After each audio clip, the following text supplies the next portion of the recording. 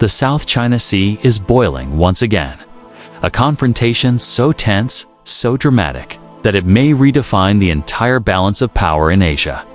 At the center of it all lies a single reef, Scarborough Shoal, where Philippine forces have just clashed head-on with China's blockade. The world is now asking, has Beijing's iron grip finally been broken? Or is this the beginning of something far more dangerous? Welcome back to GeoFrontline, where we break down the geopolitics shaping our world today. And tonight, we're diving deep into the dramatic face-off that has stunned the region. The Philippines standing its ground at Scarborough Shoal against China's escalating blockade. For years, Scarborough Shoal has been a flashpoint. A coral reef claimed by both Manila and Beijing, located well within the Philippines' exclusive economic zone, but occupied by China's Coast Guard since 2012. Beijing turned the shoal into a symbol of dominance, using water cannons, ramming maneuvers, and a permanent blockade to prevent Philippine vessels from reaching their own fishermen. But this week, something historic unfolded. Philippine forces, supported by civilian supply boats and even groups of fishermen, sailed directly into contested waters. They weren't just there to protest. They were there to break the blockade. China responded with familiar aggression, deploying multiple Coast Guard ships, firing powerful water cannons, and attempting to cut off the convoy. One collision nearly capsized a Philippine vessel. Another left several crew members injured. Beijing called it law enforcement. Manila called it harassment. But the truth, it was a showdown, and for the first time, the Philippines didn't back down. What made this mission different? First, it wasn't a small symbolic run.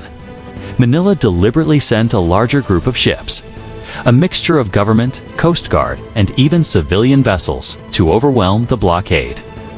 Instead of trying to sneak through, they came in force, daring China to stop them. And second, the mission wasn't just about resupplying fishermen. It was a test. A direct challenge to Beijing's claim that it controls Scarborough Shoal. The suspense was unbearable as the standoff dragged on. China's water cannons thundered. Philippine crews held their ground. And, in a shocking turn, several of Manila's vessels managed to break through and deliver supplies. After years of being blocked, the Philippine flag once again flew defiantly near Scarborough.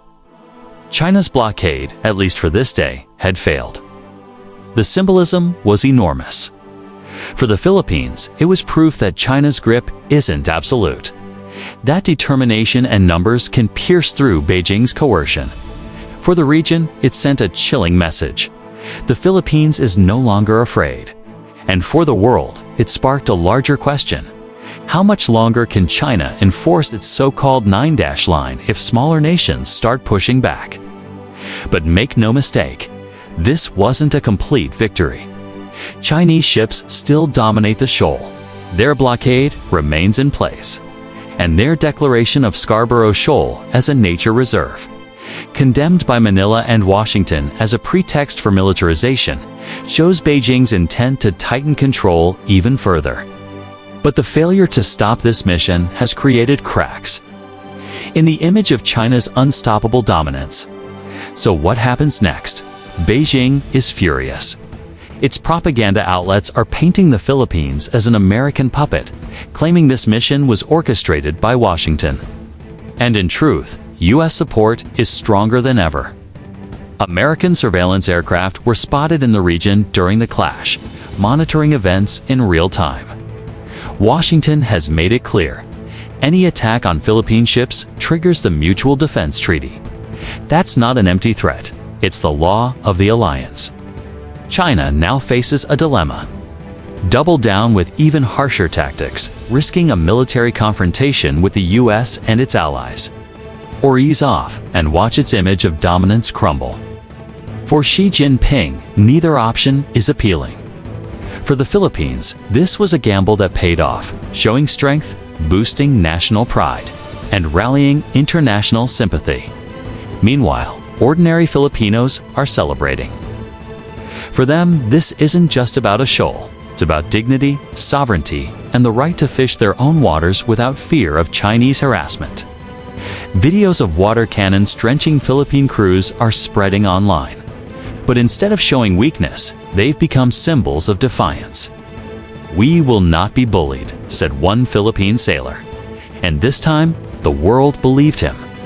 Now imagine the ripple effects. If Manila continues to challenge China openly, other nations might follow. Vietnam, Malaysia, and Indonesia have their own grievances with Beijing's aggressive tactics. What happens when they too decide that enough is enough? Scarborough could become the spark that ignites a united regional resistance to Chinese expansion. The suspense remains.